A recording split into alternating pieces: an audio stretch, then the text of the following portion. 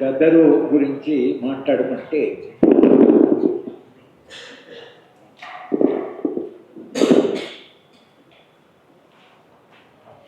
నాకు తెలిసిన గద్దరు ఆయనను ఎలా అంచనా వేయాలి అనేది ఇంకా తర్జన భర్జన పడుతున్న మనిషిని. గద్దరు చనిపోయిన రోజు ఇండియన్ ఎక్స్ప్రెస్ వాళ్ళు నన్ను ఒక గంటలో ఒక వ్యాసం రాసి పంపాలి ఫ్రంట్ పేజ్లో. నాకు అంతగా తెలిసిన గద్దర్ గురించి ఏం రాయాలని చాలా కన్ఫ్యూజన్లో పడిపోయాను. ఏం రాస్తే బాగుంటుంది అని. సరే, నాకు తెలిసిన లేదా నాకు తోచిన కొన్ని విషయాలు రాస్తే ఇండియన్ ఎక్స్ప్రెస్ వాళ్ళు మనాడు ఫ్రంట్ పేజీలో వేశారు. గద్దరు ఒక వ్యక్తిగా, గద్దరు రాజకీయ వ్యక్తిగా లేదా ఆయన రాజకీయాలు, ఆయన ఒక కళాకారుడు. గద్దరు మా ఇంటికి వచ్చినప్పుడు లేదా ఆయనతో మాట్లాడినప్పుడు ఒక చిన్న పిల్లవాడి మనస్తత్వం కనిపించి, శూన్యతత్వము, అమాయకత్వము. రాజకీయంగా ఆయన చాలా ఆటుపోట్లు ఎదుర్కొన్నాడు, కానీ కళాకారుడిగా ఒక అద్భుతమైన కళాకారుడిగా 20వ శతాబ్దము బహుశా భవిష్యత్తులో చరిత్ర రాసేప్పుడు గద్దరు గురించి ప్రస్తావన లేకుండా 20వ శతాబ్దపు చరిత్ర రాయనంటారు. ఎక్కడైనా నేను ఒక్క తెలంగాణ లేదా తెలుగు ప్రజలకు చెప్పండి లేదు, ఆయన ప్రభావము జాతీయంగా మొత్తం భారతదేశం మీద ఆయన ప్రభావం ఉంది. అస్సాం వెళ్ళినా, బెంగాల్ వెళ్ళినా, పంజాబ్ వెళ్ళినా గద్దరు గురించి ప్రస్తావన వస్తే అందరూ ఇన్స్పైర్ అవుతుంటారు. గద్దరు చనిపోయిన తర్వాత కలకత్తాలో గద్దరు సంస్మరణ సభ పెట్టారు. నన్ను ఒక ముఖ్య అతిథిగా అక్కడ పిలిచారు. చాలా పెద్ద ఎత్తున జనం వచ్చారు. కలకత్తాలో ఒక ప్రఖ్యాత సంగీత కానీ ఆమె బెంగాల్లో వాళ్ళందరూ ఒక అద్భుత సంగీత పాడే మనిషిగా ఆమెను గుర్తిస్తారు, చాలా గౌరవిస్తారు. ఆమె ఆరోగ్యం బాగాలేదు. అయినా గద్దరు సంస్మరణ సభకు వచ్చి 2 పాటలు పాడు. అంటే తన ఆరోగ్యం బాగాలేకున్న గద్దరు సభ అని కలకత్తాలో, వెస్ట్ బెంగాల్లోనే చాలా గుర్తింపు పొందినటువంటి ఆమె వచ్చి 2 పాటలు పాడితే అందరూ ఆశ్చర్యపోయారు. ఇంత ఆరోగ్యం బాగాలేకుండా ఎలా వచ్చిందని. గద్దర్ అంటే అంత ప్రభావాన్ని చేశాడు బెంగాల్ మీద. నేను వెళ్ళే వరకే గద్దర్ మీద ఒక బెంగాల్లో పుస్తకం తీసుకొచ్చారు. ఆ పుస్తకాన్ని నన్ను ఆవిష్కరించమన్నారు.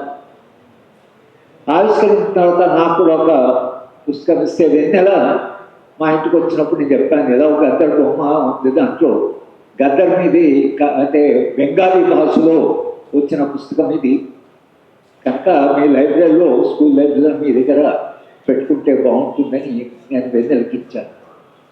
ఎక్కడ బెంగాలు, ఎక్కడ తెలంగాణ. పంజాబ్ యూనివర్సిటీ లెక్చర్ ఇవ్వకపోతే గద్దరు ప్రస్తావన.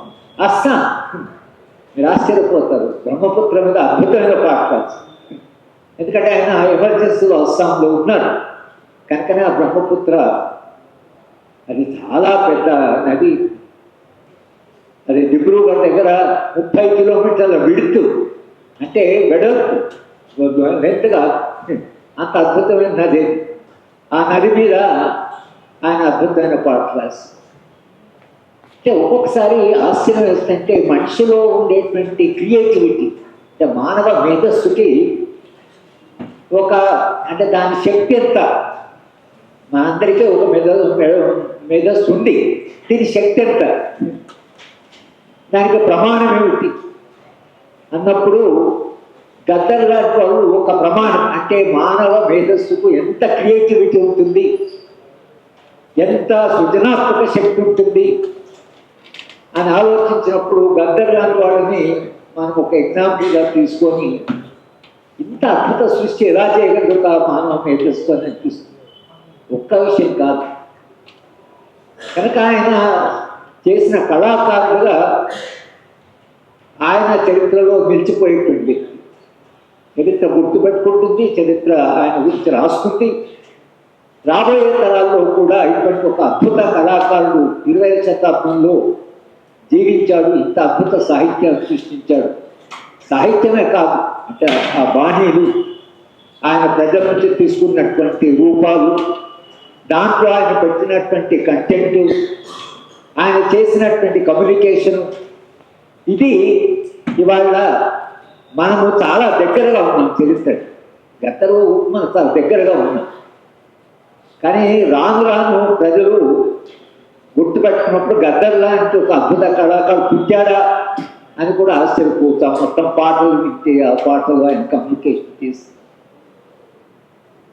నేను చాలా సందర్భం నేను వాగ్దాల గోపాలకృష్ణ గారి మీ తరానికి ఆయన ఎక్కువ తెలియకపోవచ్చు, నరసింహరావు గారికి వాళ్ళకి తెలిసి ఉంటుంది.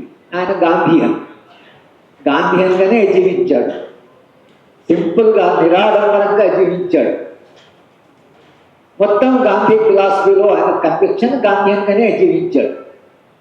ఆయన అంతిమ దశలో ఆరోగ్యం పాడైనప్పుడు నేను ఆయన చూడడానికి వెళ్ళాను. ఆరోగ్యం బాగుందంటే బాలాల్ గారిని నేను చూడడానికి వెళ్ళాను.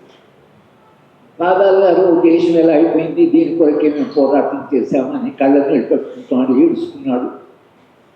ఏడుస్తూ మా చర్చ గాంధీ గారి గురించి చెప్తూ వాగ్లాల గారు, నరసింహరావు చాలా ఆశ్చర్యపోతారు. వాగ్లాల గోపాలకృష్ణ గారు ఆయన అంటే నా జీవితంలో ఇద్దరు అంటే ప్రజలకు తాము చెప్పే మాటల్ని పవర్ఫుల్గా చెప్పినటువంటి వ్యక్తులు గాంధీ అండ్ గద్దర్.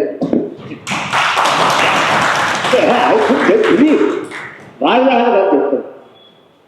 గాంధీ గారు ఎంత పవర్ఫుల్గా, గాంధీ పాటలు రాకపోవచ్చు కానీ గాంధీ గారు సింపుల్ లాంగ్వేజ్, ప్రజల జీవనాన్ని గురించి ఆయన కమ్యూనికేట్ చేసేవాడు. ఎందుకంటే ఆయన గాంధీతో ఇన్స్పైర్ అయ్యాడు, హిమ్సెల్ఫ్ ఏ గాంధీయన్.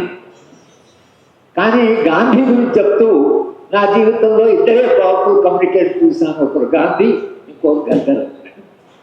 ఇది recognition from a freedom fighter to Gaddar. ఇక మనం అంచనా వేయడం కాదు, వాళ్ళే అలా అంచనా వేస్తున్నారు. బెంగాల్లో ఆమె అద్భుత సంగీతకారుడు వచ్చి గద్దర్తో ట్రిబ్యూట్గా పాటలు పాడింది. ఒక ఫ్రీడమ్ ఫైటర్ జీవితం అంతా అసలు ఆయన ఏడవడం కూడా మేము ఇలాంటి దేశాన్ని కోరుకోలేదు, మేము జైలు పోయింది దీని కొరకు కాదు. అక్కడికి ఆయన అన్న కూతురు చెప్తుంది, సారు మిమ్మల్ని పలకరించుకొస్తే మీరు వచ్చినప్పటి నుంచి ఏడుస్తున్నారు, ఏడుపు తప్ప కళ్ళేరు తప్ప ఏం మిగిలిందమ్మా దేశంలో, మేము దీని కొరకే పోరాటం చేశాము అని చెప్తూ గాంధీ గారిని చెప్తూ ఈ మాట చెప్పారు. కనుక గద్దరు ఒక గుర్తింపు కళాకారుడుగా ఆయన ప్రజల భాషలో చూసిన సాహిత్యం, దాని మెసేజ్ ఏదైతుందో అది చాలా పవర్ఫుల్. నేను 2-3 సంఘటనలు చెప్పి గద్దరు క్రియేటివిటీ ఎలా ఉండేది అనే విషయం చెప్పి నేను ముగిస్తాను. మన ఉస్మాన్ యూనివర్సిటీ సి హాస్టల్లో స్టూడెంట్స్ యొక్క వాళ్ళ యాన్యువల్ ఫంక్షన్ నన్ను గద్దర్ని పిలిచారు. అయితే రాజకీయాలు అప్పటికే కొంత పోలరైజ్ అయ్యాయి, కొంత రైట్ వింగ్, కొంత లెఫ్ట్, కొంత రాడికల్ స్టూడెంట్స్ ఆర్గనైజ్ చేసిన అప్పుడు ఎస్ఆర్ శంకరన్ గారు ఆయన సోషల్ వెల్ఫేర్ సెక్రటరీగా ఆయన ఒక జీవో ఏమి ఇచ్చాడంటే పిల్లలు హాస్టల్లో ఏం తిన్నా ఎంత తిన్నా దానికి మొత్తం రీయింబర్స్మెంట్ ఉంటుంది, ఫిక్స్డ్ ఉండదు. వాళ్ళు ఎంత తింటే అంత వస్తూ, ముఖ్యంగా వాళ్ళు ఏదైనా ఫంక్షన్ ఉన్నప్పుడు ఫుల్ చికెన్ ఇవన్నీ ఆయన ఒక ఆర్డర్ ఉంది. మెస్ బిల్లు విపరీతంగా పెరిగేది.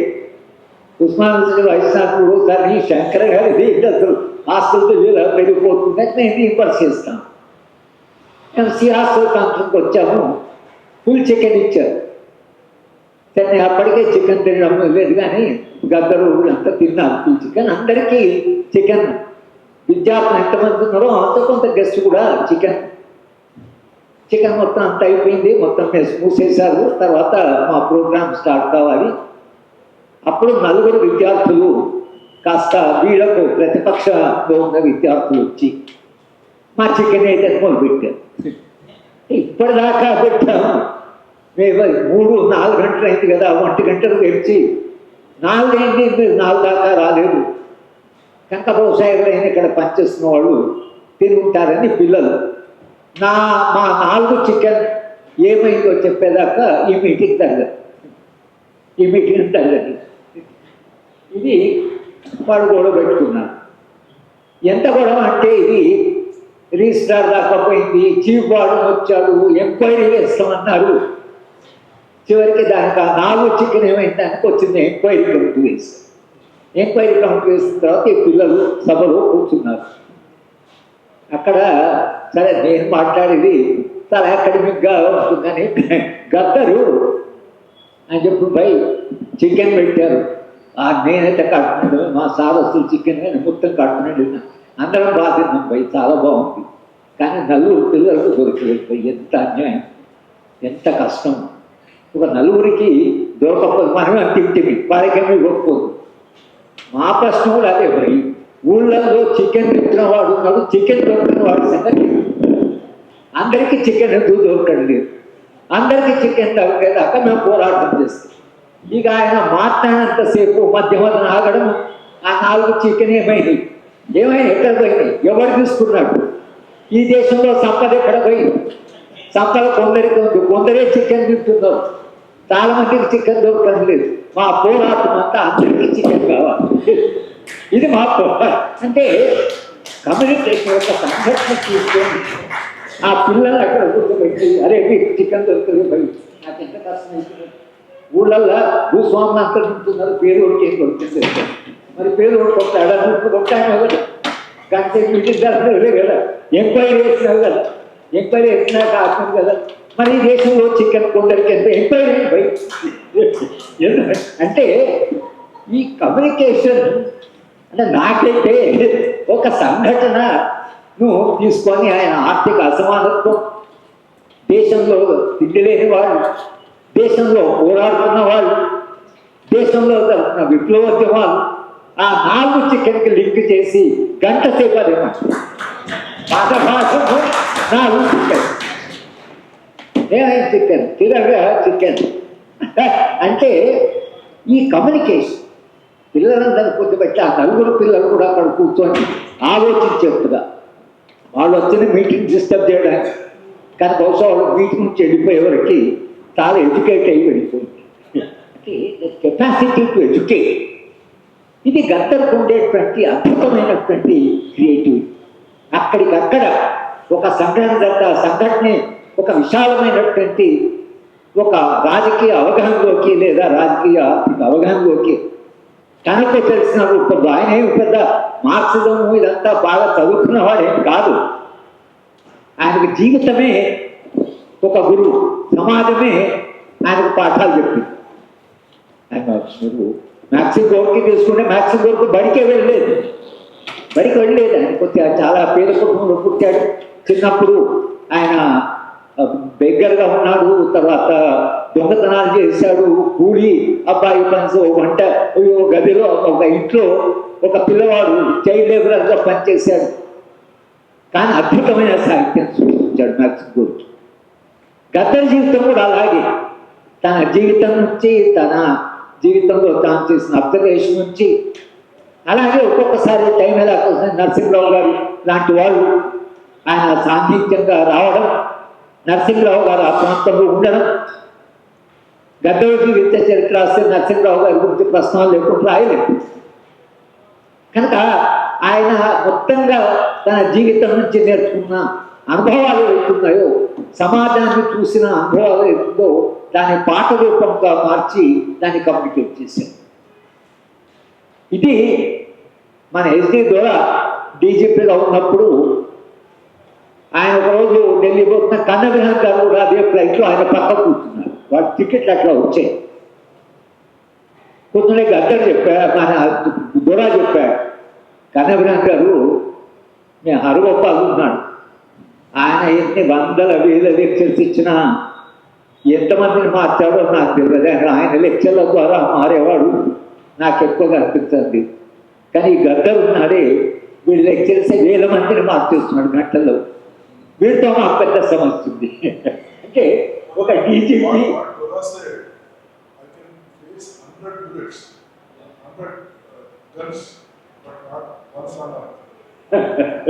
అంటే ఆయన అంటే మనుషులను మార్చడం. మాకు ఇది పోలీసుకి రాజ్యానికి తెలుసు. గద్దర్ అంటే ఒక పాటలు పాడేవాడు కాదు, అక్కడ కూర్చున్న మనిషిని మార్చేవాడు. మాకు ఒకసారి కాళోజీ గారు మా విశ్వవిద్యాలయం పిలిచాం హైదరాబాద్ యూనివర్సిటీకి. కాళోజీ గారు కూడా గద్దర్, ఆయన కమ్యూనికేషన్ థియరీ, కానీ ఆయన మా పిల్లలను ఒక ప్రశ్న అడిగాడు, విప్లవం వస్తే ఏమవుతుంది భయ పిల్లలు, విప్లవం వస్తే ఏమవుతుంది? ఈ గది ఉంటుందా, మీ యూనివర్సిటీ ఉంటాయా, ఈ ఇళ్ళని ఉంటాయా, మీ మొత్తం ఇదంతా ఉంటుందా, ఏమవుతుంది? ఇవన్నీ కూడా ఉంటారా? మీ యూనివర్సిటీ ఉంటుంది, మీ బిల్డింగ్లు ఉంటాయి, మీ తను ఉంటుంది, కానీ నువ్వు అక్కడ కూర్చున్నావు కదా మనిషి, నువ్వు మనిషిగా మారిపోయింటావు. మనిషిగా మారడు. అవి మనిషిగా మారడం అనేది మనిషిని మానవీయంగా మార్చడం, మనిషిని పోరాటం వైపు నెట్టడం, మనిషి ఆత్మగౌరవాన్ని పెంచడం, మనిషి చైతన్యాన్ని పెంచడం. గద్దర్ ఈ పాత్ర అద్భుతంగా నిర్వహించాడు. చాలా పెద్ద కమ్యూనికేటర్ ఆయన. ఇంకొక సంఘటన ఎప్పుడు ముగిస్తాను. మా యూనివర్సిటీలో నేను PG diploma in human rights అని ఒక కోర్సు నేను చేస్తాను. అది డిస్టెన్స్ మోడ్లో. దాంట్లో చాలామంది విద్యార్థులు 150 మంది విద్యార్థులకు మా సీట్లు ఉండేవి. ఈ 150 మందిలో చాలామంది పోలీస్ వాళ్ళు ఉన్నారు, ఆర్మీ వాళ్ళు ఉన్నారు, ఒక డీజీపీ ఉన్నాడు, ఒక కానిస్టేబుల్ ఉన్నాడు, ప్రకాశం. అందరూ వస్తే మేము 15 రోజులు ఈ ఇట్లా క్లాస్ రూమ్ స్టడీ ఉంటే అందులో డిస్టెన్స్ మోడ్ మా మెటీరియల్ అంతా పంపిస్తాం. చాలామంది వచ్చి లెక్చర్స్ ఇస్తారు. జడ్జెస్, తర్వాత అలాగే లాయర్సు, హ్యూమన్ రైట్స్లో ఎక్స్పర్ట్స్, హక్కుల ఉద్యమాలు అందరూ లెక్చర్స్ ఇస్తారు. గద్దర్ని కూడా పిలిచాం. కొంత రిస్కే, కానీ గద్దర్ని పిలిచాం. గద్దర్ని వచ్చి 2 గంటల లెక్చర్ బాగా వస్తే మేము యూనివర్సిటీ గడవయ్యి అది అన్నాడు. వచ్చాడు. గద్దర్ వస్తూనే ఆయన క్లాసు బిగిన్ కావాలి, పోలీసులు వచ్చేస్తారు. పోలీసు కోసం మా యూనివర్సిటీలో సాధారణంగా పోలీసులు వైస్ ఛాన్సలర్ పర్మిషన్ లేకుండా రా.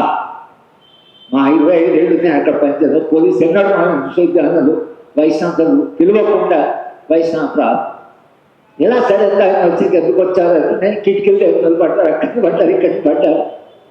నేను బయటకు వెళ్ళినా, ఏందా ఎందుకు వచ్చారు మీరందరూ అంటే, ఈ గద్దర్ వస్తున్నాయని గద్దర్ చూడడానికి వచ్చినాం సార్ అన్నారు. గద్దర్ కూడా అంటే వాళ్ళు పోలీస్ డ్రెస్ నేను చెప్పినా, మరి మీరు గద్దర్ చూడడానికి వస్తే మీరు సివిల్ డ్రెస్ వేసుకొని రావాలి, కానీ పోలీస్ డ్రెస్ అంటే ఆయన వస్తున్నా ఇప్పుడే తెలిసింది సార్, మా సర్కిల్ ఇన్స్పెక్టర్ సార్ అడిగి సార్ ఒకసారి గద్దర్ చూసుకొస్తామని పర్మిషన్ తీసుకొని వచ్చినాం. ఈ క్యూరియాసిటీ పోలీస్ వాళ్ళు వచ్చి గద్దర్ వెళ్ళడం, ఆయన పోలీస్ వాళ్ళు కూడా పాట రాశాడు. మావాడివే నువ్వు మాలోని వాడివే, పొట్టకూడి కొడుకు పోలీసు పోయావు. ఆయన పాడుతుంటే ఈ పాట పాడించడం, పోలీసు వాళ్ళు ఈ పాట పాడించడం ఆయన చేత. నేను గద్దరికి ఏం చెప్పానంటే, నువ్వు 6 పాటలు పాడాలి. 6 పాటలు ఎట్లా పాడాలంటే, ఒకటి చైల్డ్ లేబర్ మీద, ఒకటి ఆదివాసుల మీద, ఒకటి దళితుల మీద, ఒకటి మహిళల మీద, భారతదేశం భాగ్యసీమన అదొక పాట. ఈ 6 పాటలు పాడాలి. తుపాకీ అనేది ఎప్పుడు ఉపయోగించదు, ఎందుకంటే సెంట్రల్ యూనివర్సిటీలో మా తుపాకీ అంతా తీసేసి నువ్వు మిగతా పాటంతో పాడము.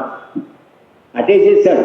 నన్ను మన దగ్గర ఆడుకున్నాడు, సార్ రైలు బాగా నడుస్తున్నదా, పట్టాల మీద ఉందా, కిందికి పోతున్నాయి, ఏం లేదు పాడు అని 6 పాటలు పాడు. 6 పాటలు పాడాడు. చాలా చోదన్ సాంగ్స్ పాడాడు. ఈ కోర్స్ అయిన తర్వాత మాకు ఎవాల్యుయేషన్ ఉంటుంది, ఎవరు బెస్ట్ రేటింగ్ ఉంటుంది. లెక్చర్స్ ఇచ్చిన వాళ్ళకు రేటింగ్ ఉంటుంది. ఏ కేటగిరీలో ఎవరు, బి కేటగిరీలో ఎవరు, ఇట్లా వాళ్ళు మా పార్టిసిపెంట్స్ ఎవాల్యుయేట్ చేయాలి. చాలా ఆశ్చర్యంగా the best lecturer was Gaddar. అంటే చాలా నిష్ణాతులు వచ్చారు. జడ్జెస్ వచ్చారు, తర్వాత లాయర్స్ వచ్చారు, పౌరాత్మ వాళ్ళు వచ్చారు. కానీ చాలా ఆశ్చర్యంగా దీంట్లో అన్ని రాష్ట్రాల వాళ్ళు ఉన్నారు, ఈ క్లాస్లో అన్ని రాష్ట్రాల వాళ్ళు ఉన్నారు. కానీ మేము అంతిమంగా రేటింగ్ చూస్తే గద్దర్ గారు హైయెస్ట్ రేటింగ్. అంటే ఒక యూనివర్సిటీ ప్రొఫెసర్స్ వీళ్ళు వాళ్ళు ఎవరైనా ఇంతమందిని, ఆ డీజీపీ కూడా ఆయనకు రేటింగ్ ఇచ్చాడు, హై రేటింగ్. అంటే గద్దరు ఆ కమ్యూనికేషను, తర్వాత the way he use to communicate ఇది అమేజింగ్. అంటే మనం చాలా ఆశ్చర్యపరిచేటువంటి, అంటే అక్కడ మా పీజీ డిప్లొమా వాళ్లకు ఎంతైతే ప్రభావం చేశాడో ఒక ఆర్డినరీ ఆదివాసి కూడా అంతే ప్రభావం చేయగలిగాడు. ఎక్కడ శక్తి ఉన్నది అనేది ఇంకా మనం వెతకవలసింది. ఎక్కడి నుంచి అంత క్రియేటివిటీ వచ్చింది? నరసింహరావు గారు ఆయన చాలా దగ్గరగా ఆయన ఎవల్యూషన్ చూశాడు. మేము ఆయన కొంత కళాకారుడిగా పూర్తిగా ఆయన ఆవిష్కరింపడ్డ తర్వాత మా అందరికీ పరిచయం.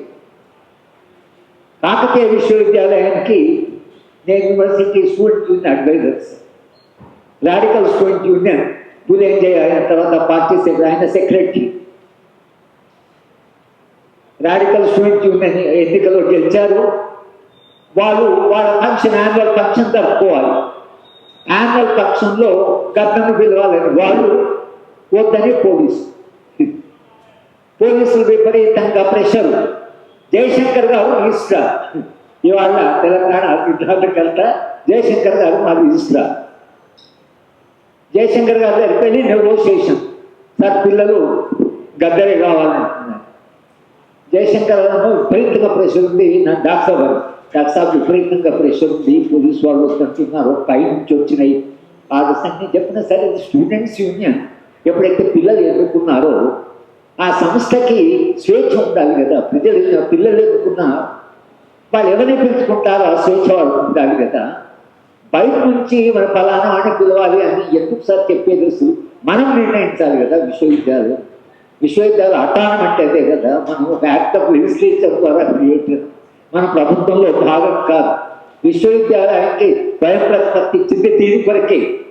ఇట్లా ఆబ్జెక్ట్స్ చేస్తేనే మనకు అటానమీ ఇచ్చారు కనుక అసలు మన అటానమీ ఉపయోగించుకొని మనం పిలవాలి అని నేను. సరే అంతిమంగా జయశంకర్ గారు ఏం చెప్పేవాడు, గద్దర్ వచ్చేవాడు. మా ఈ స్టూడెంట్ యూనియన్ ఫంక్షన్ అంటే అది స్టూడెంట్ యూనియన్ ఫంక్షనే కాదు, మొత్తం చుట్టుముట్టు గ్రామాల్లో 4-5 వేల మంది మా క్యాంపస్లో స్టూడెంట్ యూనియన్ ఫంక్షన్. 4-5 వేల మంది అందరు గ్రామాల్లో కట్టుకొని వచ్చేవాడు. రాత్రి మా ఫంక్షన్ చీఫ్ గెస్ట్ అంతా అయిపోయిన తర్వాత గద్దర్ పాటలు 9 గంటలకు మొదలు పెట్టేవాడు, తెల్లవారుజామున 4 గంటల వరకు పాడేవాడు. అర్లీ మనం పూర్వం పాడతాడు గంటల తరగతి. ఆయన పాట పాడిపోయిన తర్వాత నాకేమైపోయిందంటే ఆ పాటలు ఏవైతున్నాయో డేస్ కదా, వారాల తరబడి అవే పాటలు పాటలు చెప్పాలి. గద్దర్ పాట మైండ్లో అది ఏంటి ఆ శక్తి?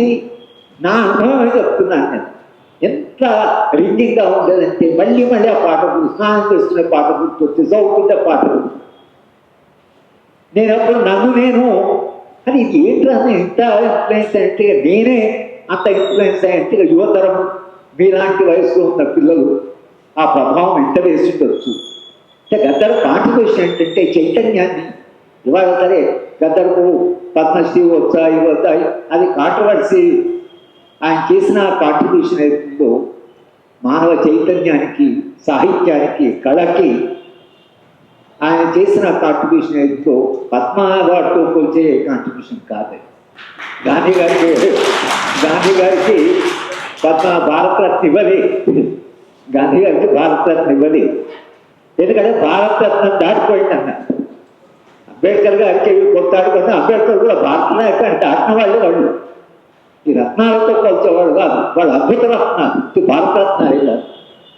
కనుక పద్మ అవార్డుతో గద్దరు మెజర్ చేయడం మూలం దానికి ఇవ్వచ్చా ఇవ్వద్దా? కొంత రాజకీయ సమాజం అర్థం కాని వాళ్ళు, సాహిత్యం అర్థం కాని వాళ్ళు చేసే చర్చే కానీ అది నా దృష్టిలో ఆయన రికగ్నిషన్ ప్రజల్లో